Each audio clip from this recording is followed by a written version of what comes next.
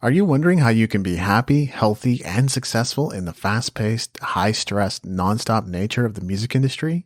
That's what we're going to be looking at in this episode of the New Music Industry Podcast.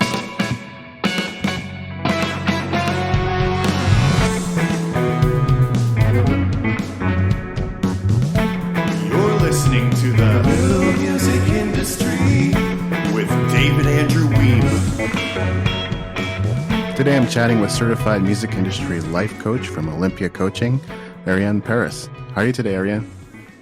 I'm very good, thank you. I'm super happy to be here. Yeah, it's great to have you on. So you have over 15 years of experience in the music industry. You've even booked headline acts for venues with a capacity of 5,000. I would love for you to share a little bit about your journey and what has led you to the point of starting Olympia Coaching. Yeah. So I love music, as we all do. I started my career in the music industry. I worked for a couple of labels in the UK, and then I was the main booker of this big venue in Barcelona, 5,000 capacity venue, and I was booking electronic music artists, so big headliners such as Jeff Mills, Skrillex, Black Coffee, as well as upcoming artists. So it was really an amazing job. I had so much fun, and also I had a complete creative control, creative freedom, and the opportunity to give artists a chance to play in a new territory and to get to know them. So that was fantastic. And in parallel, I also had what I will call my spiritual awakening about 14 years ago, through some books, and actually I came through it through science quite funnily. And I started to become really, really passionate about personal development. And that really shifted my understanding of the world and my understanding of what it means to have this human experience, and realizing that we have so much power, right? We really are able to create our own reality through shifting our mindset, through shifting our thoughts, being aware of our emotions and our patterns and so on. So I really wanted to share when you learn something new and you get so excited, and you cannot shut me up about anything to do with personal development. So I really wanted to share what I was learning with other people. And I was seeing so many people in the music industry burning out, having mental health issues, or kind of like sometimes losing the plot. And I really wanted to help my peers really, and help artists as well have a more sustainable career. And so what happened as well was I loved my jobs for so many years, and it came to a point where I went from feeling super excited and super happy to be in that club every weekend, like really being in my element, to feeling really frustrated, really bored. And what was exciting to me really just some years before started to feel really meaningless.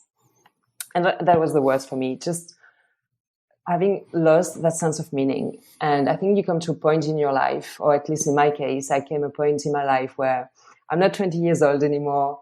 And I really started to ask myself those questions, what am I here to do? What is my purpose? And how can I use the years that I have left in my life, however long that may be, to really do something that has more impact and that is more meaningful to me. So this is why I trained as a professional life coach, and I took the jump and I answered the call of the mission. Very similar to the questions that I've been asking over the course of the last couple of years or so, especially since I moved from Calgary, 10 hours out west to Abbotsford and close to Vancouver area. And it's beautiful out here and it's wonderful. But yeah, there was a lot of soul searching, and I guess in some ways there still is.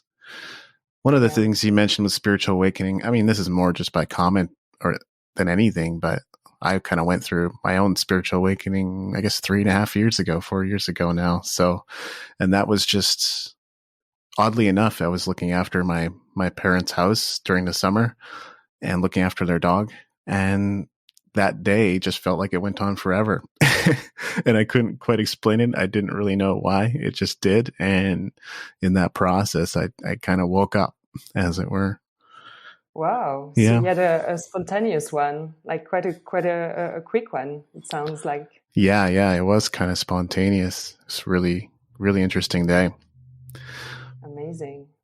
Personal development has certainly grown as a topic of interest in the music industry recently, but it seems like maybe just 10 years ago or 15 years ago, it was still like, let's not talk about that. Let's not bring that up. You know, what are your thoughts on that? Oh, it's so new. I mean, I can't believe like yeah, no one was really talking about it. And I mean, myself, all these years I worked in the music industry and I was young and I just, I was just going to festivals and to clubs and I loved it. And I just lived my best life at the time. And I wasn't asking myself those questions, right? Either. But yeah, it's a very new topic. As you know, the topic of well-being and mental health in the music industry has really only been a topic of discussion in the last 3 or 4 years. So it's so new. It was completely taboo before. We had that myth of the rock and roll lifestyle. We had all these people living that kind of life and being looked up to.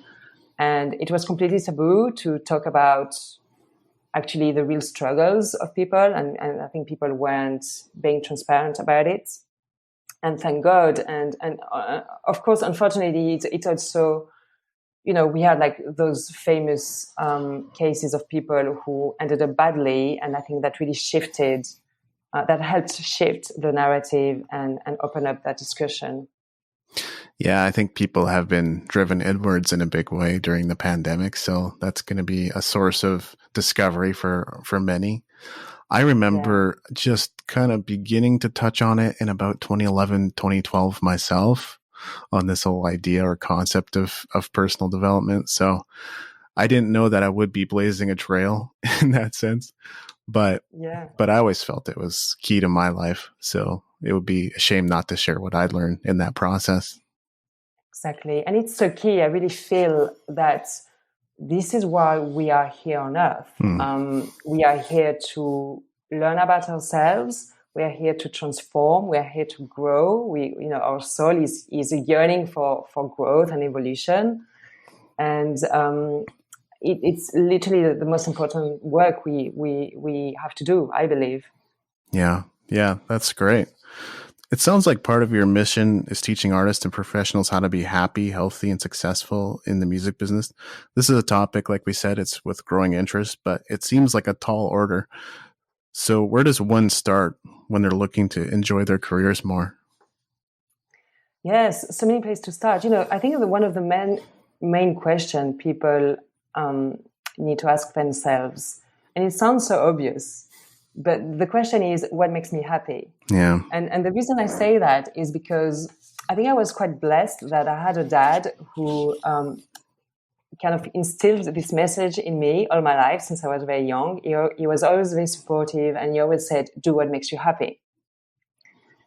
And as I was growing up, I realized that people around me, when I would try to have those kind of conversations with them, I realized that many people didn't know what made them happy. And I remember thinking that's really shocking to me because, like, how can you not ask yourself that question? Surely this is the most important question you want to ask yourself.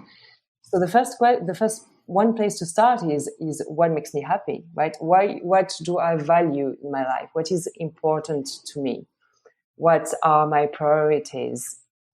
And with success, what I see a lot is in the music industry, people from the outside think, oh yeah, the music industry is just all fun and games and sex, drugs, and rock and roll. What they don't know is that people in the music industry are one of the most hardworking people that I've met. Everyone is very driven. Everyone is ambitious. People have got like this, they want to do great stuff. And the thing is, they want to be successful, but quite often they don't define success for themselves. So they don't really know what success looks and feels like to them. So that's another place to start, really defining success for yourself, because otherwise what I see a lot is people chasing success and never really being satisfied. Why? Because they haven't defined it. And because also what happens is that the goalpost is always moving, right? Like you want success, you reach one milestone, you barely celebrate, and off you go onto the next goal or the next milestone. And you're always living in the future, you're never really in the present.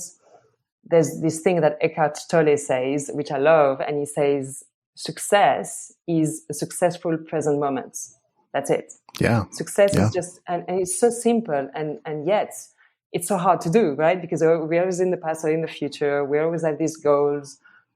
But success is really just enjoying what you have right here, right now, and also having goals and things you want to achieve. But not forgetting the present. Yeah. Yeah, that's really good. I think I had a conversation with my mentor probably 2 years ago, probably no more than that. He sort of encouraged me to look at what was it in my work life that was draining me, that made me less energetic in the things that I actually did care about and did want to do. And it didn't become clear immediately for me. Later on, I sort of started to realize that, oh, wow, like I've invested so much of my time and effort and energy into staff writing duties that I've been doing, which do pay the bills and actually do connect to my strengths. And yet that was kind of the main thing that if I was really closely examining all the things that I was doing and which one was taking the most energy from me, it was that. So, I mean, and that forces me to reflect on making changes in my life as well. Yeah. And this is a great exercise, by the way. This is an exercise that I give to my clients as well, of reflecting what drains you, what is it that you don't really want to do, but you feel like you have to do. And then it's a matter of like, okay, can you delegate? Do you really have to do it? Is there another way? And then what energizes you? What gives you more energy as you do it? And how can you do more of that? How can you work more in your zone of genius? Exactly. Yeah. And it's not always the easiest shift, I think. That's where sometimes it's easy to get caught. It's like, okay, I have to hire somebody, or I have to purchase a tool to automate this process for myself, or I have to give up on it so that I can give up to go up, you know? I think that's where a lot of people's minds are going to be when they hear that. What do you think? Yeah, exactly. And it's exactly that. It's always assessing and optimizing the way we do things and the way we go about things, because we normally get stuck in a routine. You know, this is what we do, and we tend to not take the time to stop and think about things. And like, is this really the best way for me to approach this thing, or what can I do differently? This is why working with a coach is really helpful, because you have someone else that asks you those questions, that helps you reflect, and that helps you really figure out what is the best way forward. Because we're always in a process of evolution. Absolutely. I think my latest conversation with my coach, business coach, was basically along the lines of, hey, could you become a music journalist celebrity? And I said, what? That's not a path I'd even thought about or considered to this point. And it's just kind of building my book business, my passive course and online product business. And then I thought about it and I was like, yeah, there's a part of me that would love to be known more. And there's a part of me that would obviously love to generate greater income from what I do. So yeah, maybe that's a path. Yeah. So that was pretty fascinating when you came to me with that. I've talked about pivoting on the show before, and I do think it's important for artists to be able to course correct when necessary. But how would you describe pivoting, and how should one go about the process?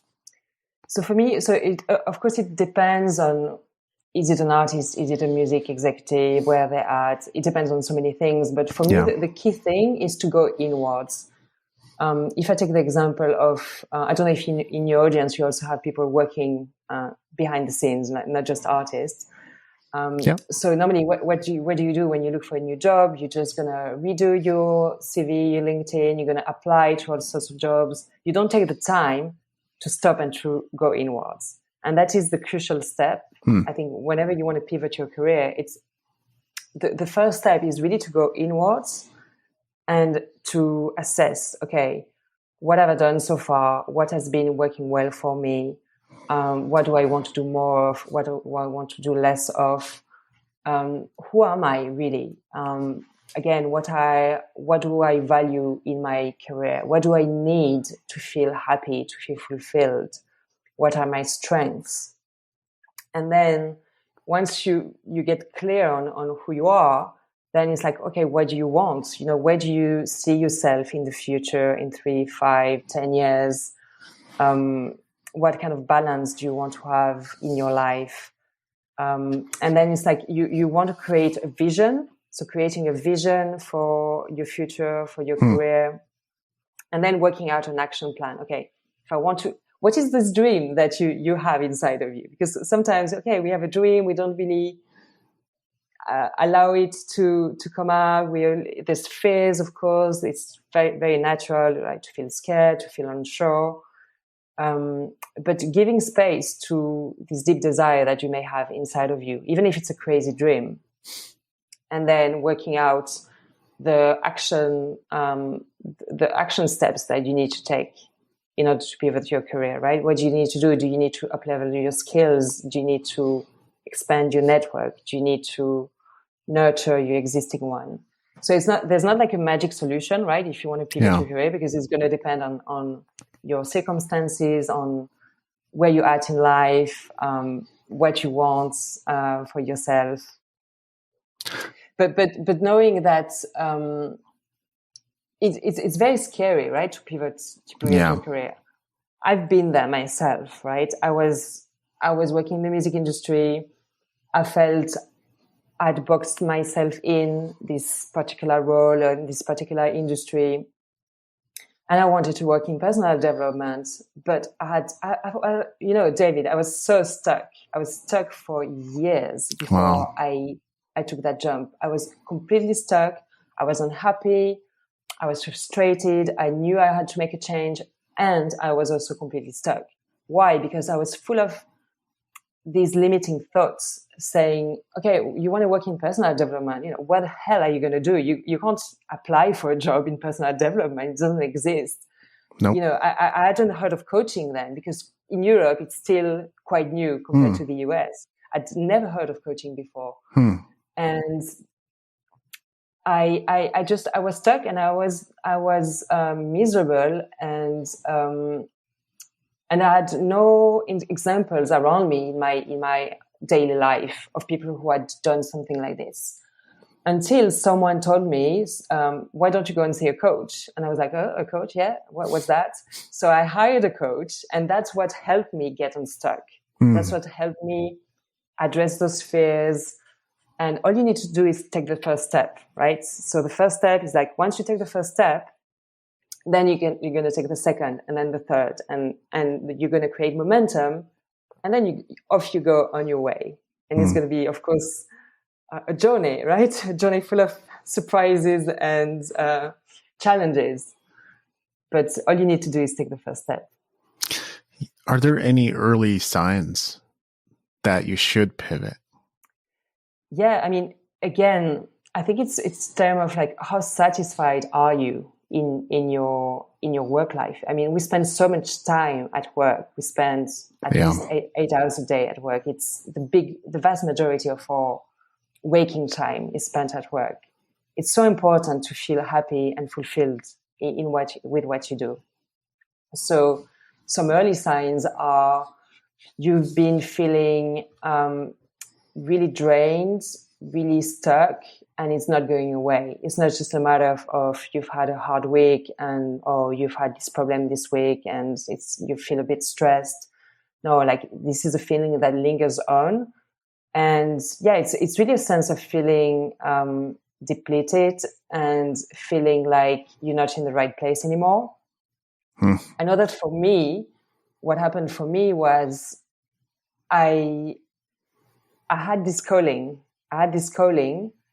And it could have been easy for me to stay stuck in the comfort trap of, where I was very secure. I knew to do my job really well. It was easy. It was fun. And, very, very secure, very comfortable.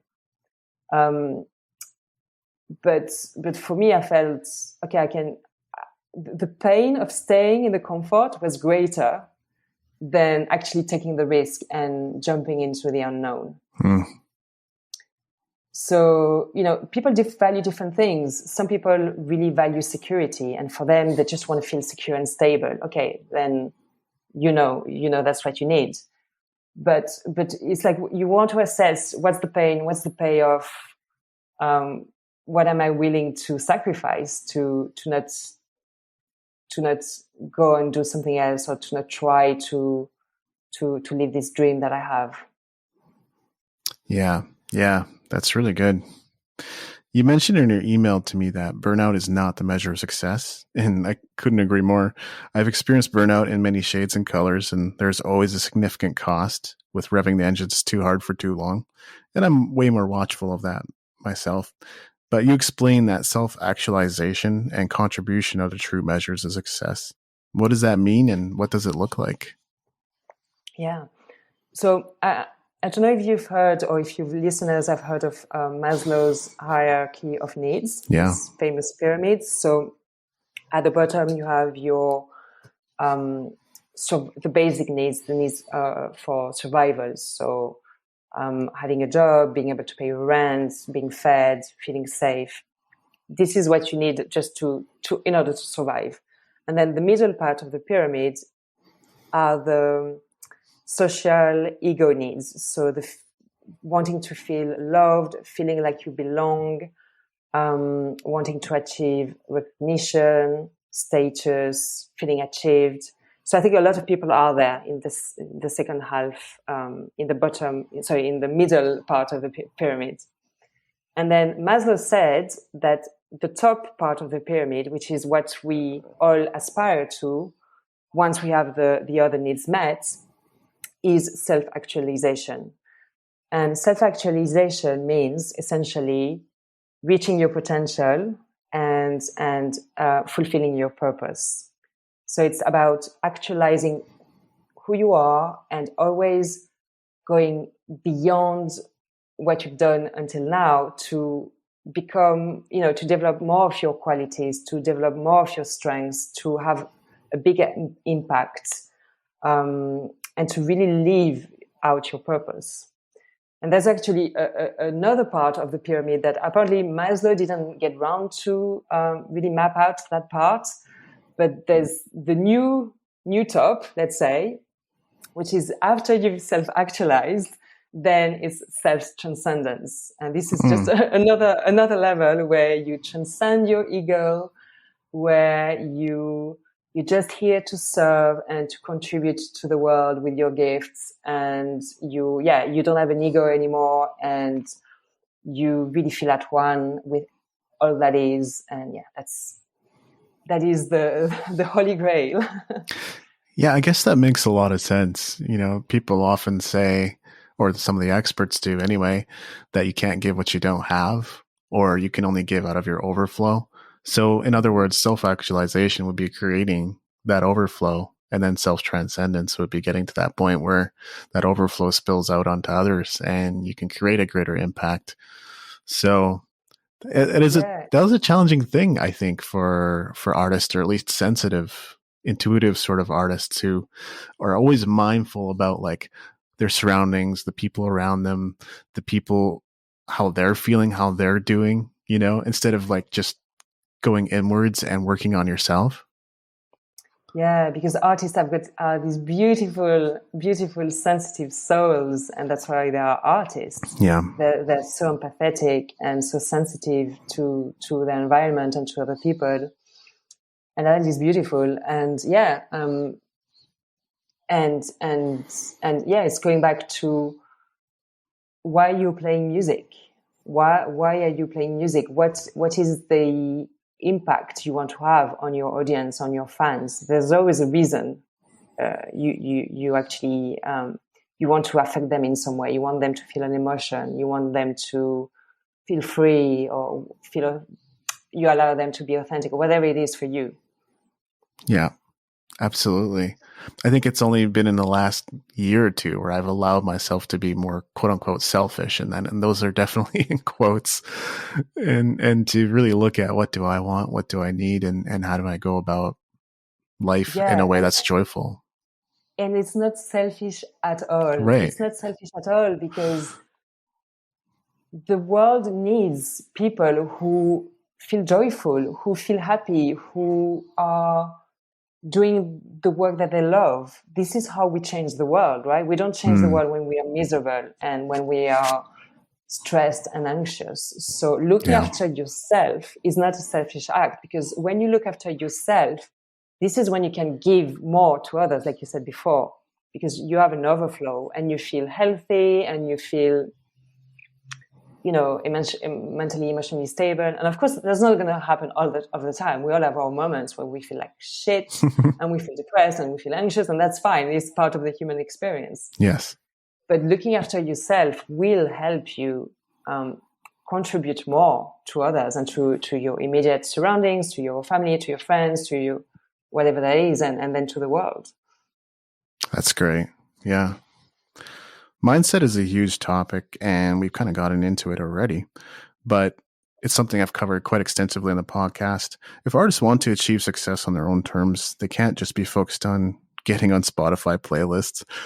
They also need to identify what's holding them back and forge a new path. What are the main mindset blocks that get in the way of artistic success? Yeah, and you're right. Mindset is so important, and it's also the missing piece. Because people get obsessed with the latest marketing strategy and how to get on Spotify playlists, and all of that is important. But those things are always going to come and go, right? The algorithm is always going to be changing. You're always going to have to learn new things, and the one thing that will stay with you forever is yourself.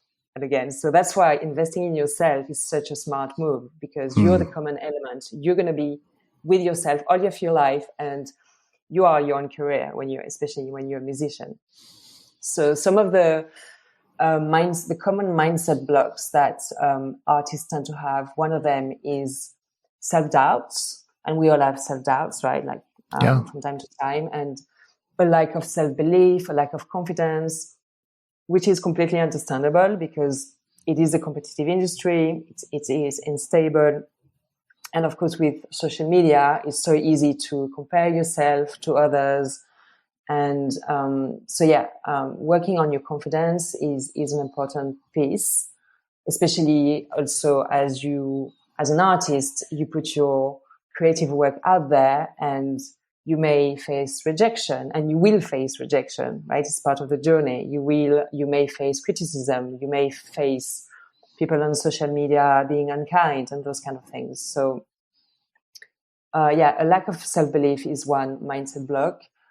Another one is fear, and again, we all are fearful of something or another. But so fear of rejection is a big one that's going to hold you back. Fear of failure is another one. Perfectionism is all of these are related, but perfectionism as well is a big one, because how many talented artists have songs unreleased or unfinished, half finished? Lots of electronic music producers have got hard drives full of tracks that haven't seen the light of day because they think it's not good enough, that it's not perfect enough. There's this quote that I really like. I think it's really cute, by Elizabeth Gilbert, who wrote Eat, Pray, Love and lots of best-selling books. And she says that perfectionism is fear in fancy shoes and a mink coat, pretending to be all fancy and all sophisticated when it's actually just terrified. So, when people, when we say, and I'm a perfectionist, it's a beast. I hate being a perfectionist. Yeah. But we think, oh yeah, I'm being a perfectionist. But no, actually, I'm scared. I'm scared of failure. I'm scared of rejection. I'm scared of what other people will think. That's the typical mindset blocks that people have. Yeah, you explained them very well. Is there any steps to overcoming those mindset blocks? Yeah, there's lots of steps. Again, it's inner work. Deep down, it's inner work. I can share with you, if that's helpful, a couple of like quick tips that I give to my clients as assignments. So, for example, with confidence, one practice or one thing that I recommend to my clients, and that I use for myself as well, is to keep track. So keep a list on your Notes app, on a document, on a Google Doc, whatever. Keep a list of all of your achievements. And these can be in your professional life, but this can be also in your personal life. It doesn't have to be just career related. So keep a list of like, maybe, I don't know, maybe it's unrelated to music. Maybe you have cooked Christmas dinner for 10 people. That is an achievement. That takes planning, that takes organization, that takes creativity, that takes being able to handle stress and so on. So keep a list of your achievements and keep a list of anything that other people say to you that is some kind of praise, whether this is a review that you get in a blog, whether this is a comment that you get on your social media about one of your fans saying that your song changed their life or whatever. So keeping a list. Why? Because as human beings, we are wired to pay more attention to the negative, because we are wired that way, because we had to survive. We all know about this theory of like the tiger. We had to pay attention to the tiger, and now we don't have a tiger anymore, but we still pay much more attention to the danger, to the possible danger, to the negative than to the positive.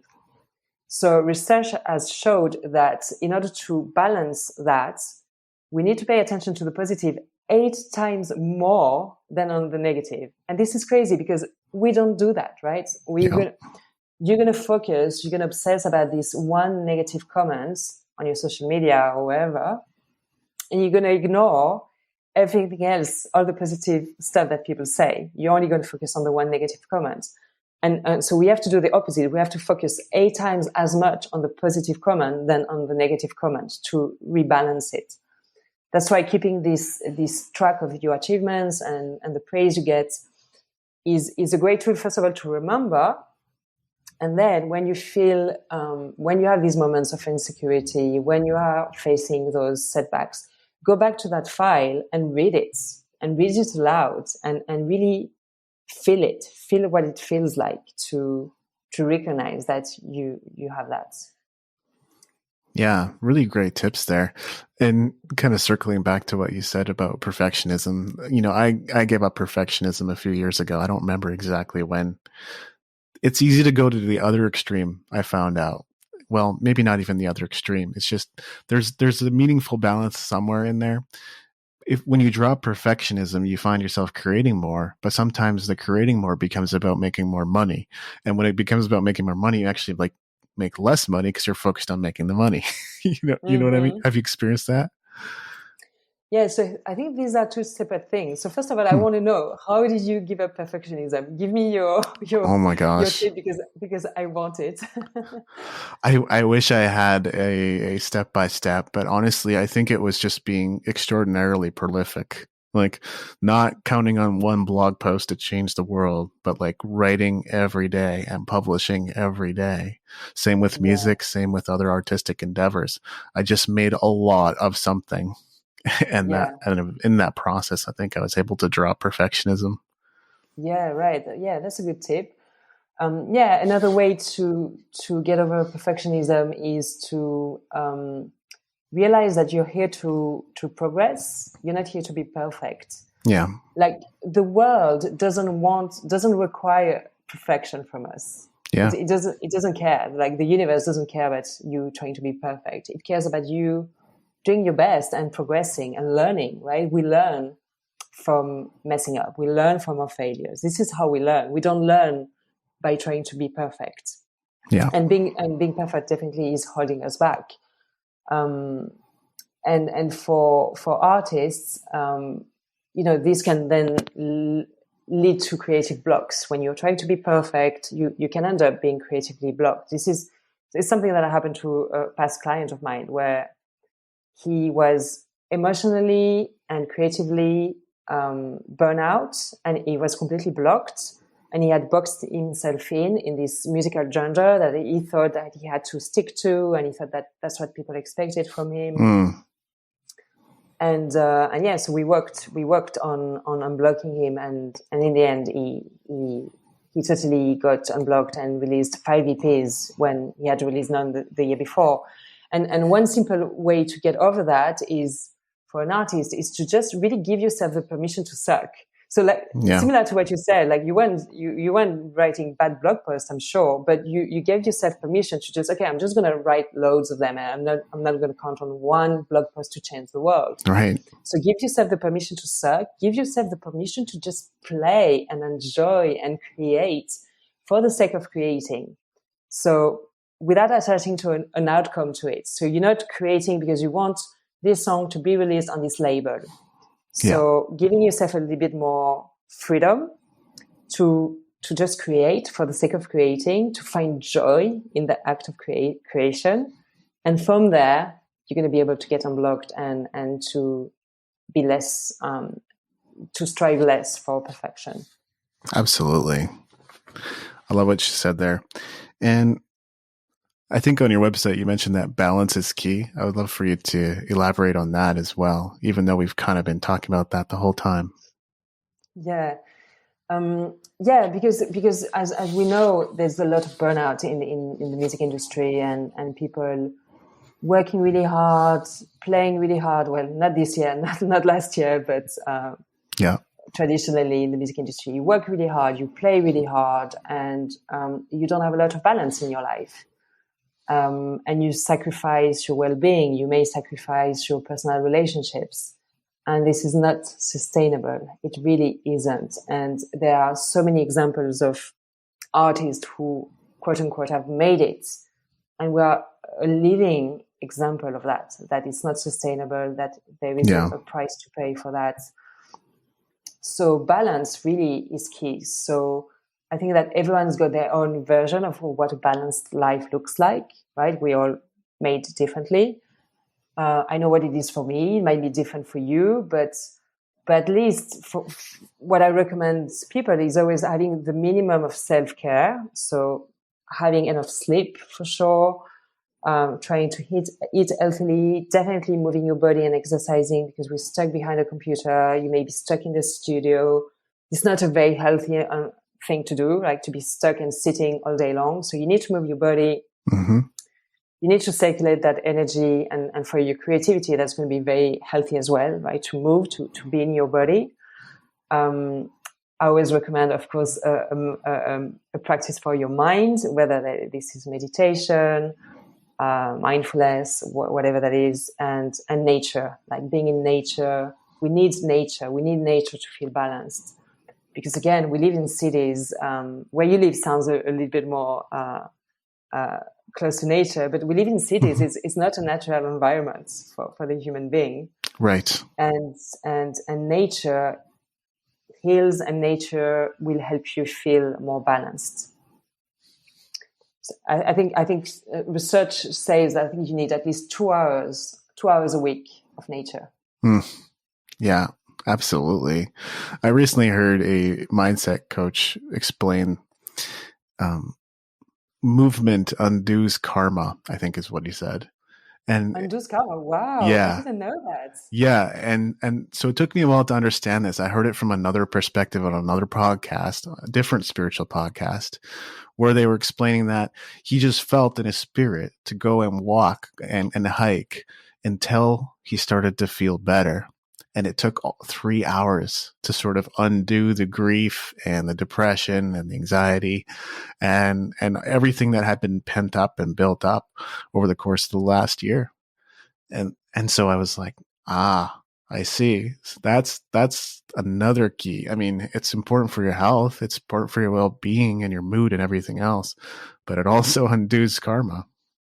Yeah. Yeah. And this is why, I guess, when you hear people going on these, I don't know the word in English, it's peregrina. No, when they go on these long walks, like Camino de Santiago in Spain is a famous famous walk that people go on for weeks or for days. Right. You hear the stories of people going on these really long, difficult walk, like they set themselves up for this challenge, and they normally go on their own, and it's like a real ordeal. And they do that, and they come completely changed on the other side. Right. Yeah. And usually they set off on this journey because something is happening in their life. They're not in a good place. And I think it's that movie with Witherspoon that comes from it's a real story called, I think it's Wild. The movie is called Wild, and it's from this woman who went on one of these walks and came out completely unchanged on the other end. Yeah, that's beautiful. That's amazing. Well, I think we'll do a few quick questions and then wrap up the interview. These are meant to flesh out your character and give us a sense of some of your best tips for the audience as well. But first is, what's the last YouTube video you watched? Oh my God. Do you know what? I go on these, I don't spend a lot of time on social media, but sometimes I go into what I call the black hole, a YouTube black hole, when I start to watch a video and I watch another one. Well, I do know the last one I watched, and it's I don't know if you've heard of Boss Babes. These are like it's a network of millennial female entrepreneurs. I'm not a millennial, but I really admire this whole generation of millennial who are just changing the world, who are all these conscious leaders. There is something about that generation that just amazes me. And so the last video I saw was one of the Boss Babes founders explaining 50 things about herself, and everything that she had achieved by the age of 24 was really impressive / scary. Right. She had achieved so much by the age of 24. It was like, oh my God. That's pretty amazing. Yeah. And what is your daily routine like? So my daily routine, I do have a morning routine, which I absolutely love. Where do you want me to get into detail? Or? Yeah, you can share detail if you want. All right. So I love my morning routine. I wake up, I do yoga, and then I meditate, and then I do breathing exercises, pranayama. And then I go about my day. I work. I've got a pretty fixed routine, I guess. Fairly structured. So then I work, and then in the evening I've got some free time to I love learning. I'm a learning junkie, so I'm always learning something, whether it's to do with spirituality or personal development or things like human design, whatever it is. I'm interested in so many topics, so I spend most of my evenings learning some stuff, and sometimes seeing friends and playing with my cat, things like that. Sounds great. Are there any books that have helped you on your journey? Yeah, so many books. I love reading. Unfortunately, I'm quite a slow reader. I wish I could read faster. Some of the latest books that really impacted me were Eckhart Tolle's A New Earth. I don't know if you read that one. You know, when I read it, I thought, if I only try to apply what's in this book for the rest of my life, that's going to be enough. You know, wow. I'm just like, a lifetime may not even be enough to really try to apply the wisdom that's in this book. And of course, it does. The wisdom doesn't come from Eckhart Tolle. It actually comes from Vedic teachings from thousands of years ago. But he just says it in its own way. And one of the most important things he says is remembering that consciousness is primary. So it's not what you do, it's how you do it. Like, how present are you? And what's your level of consciousness with every single thing you do? So even if you, not just with your work or with your relationships, but literally any task you do, how present are you? How conscious are you in that moment?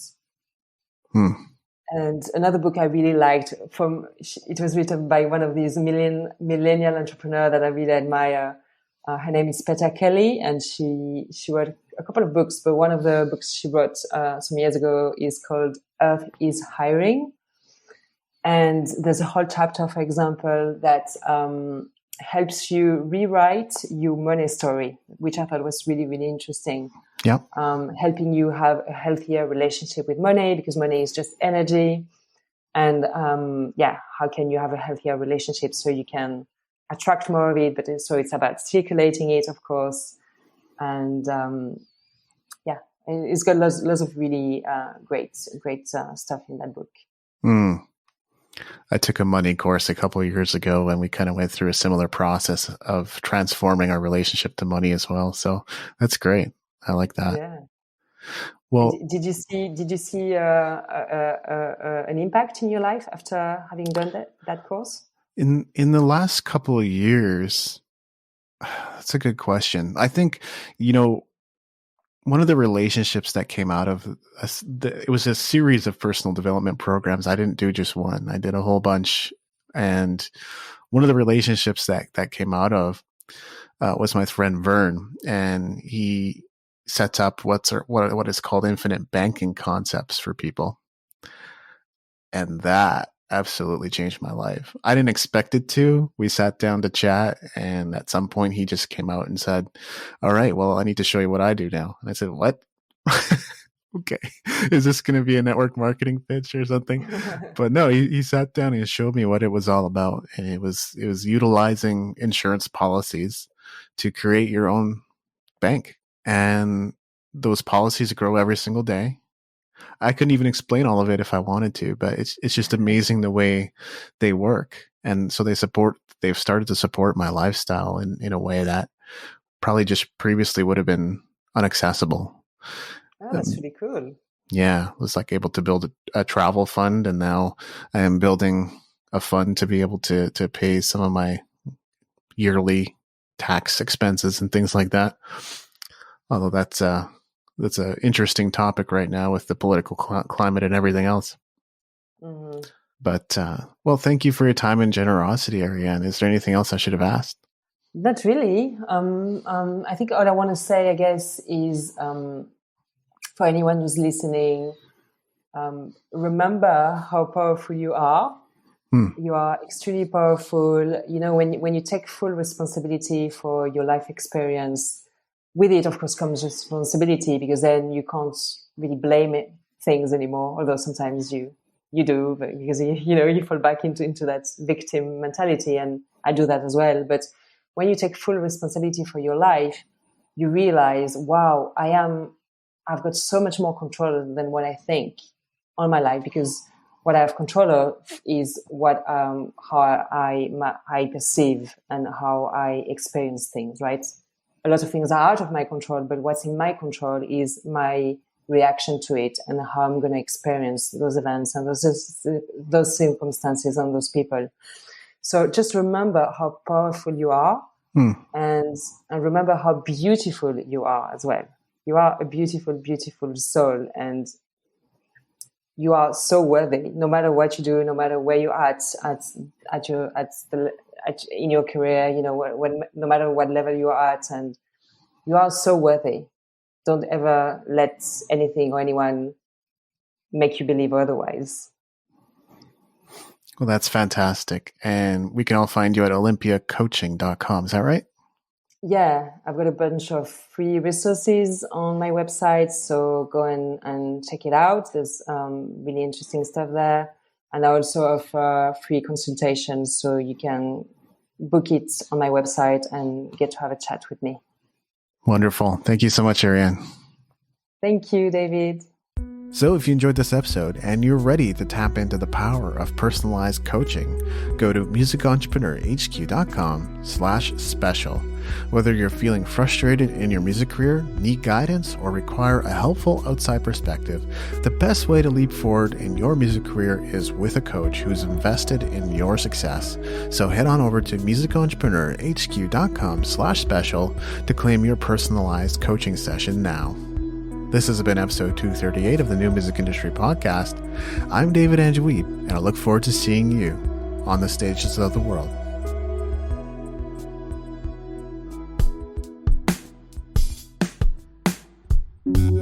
Thank you for listening. Music in this episode was brought to you by Brian Young. Wherever you're listening to this right now, please consider leaving a 5-star review and comment to help us get the word out about the podcast.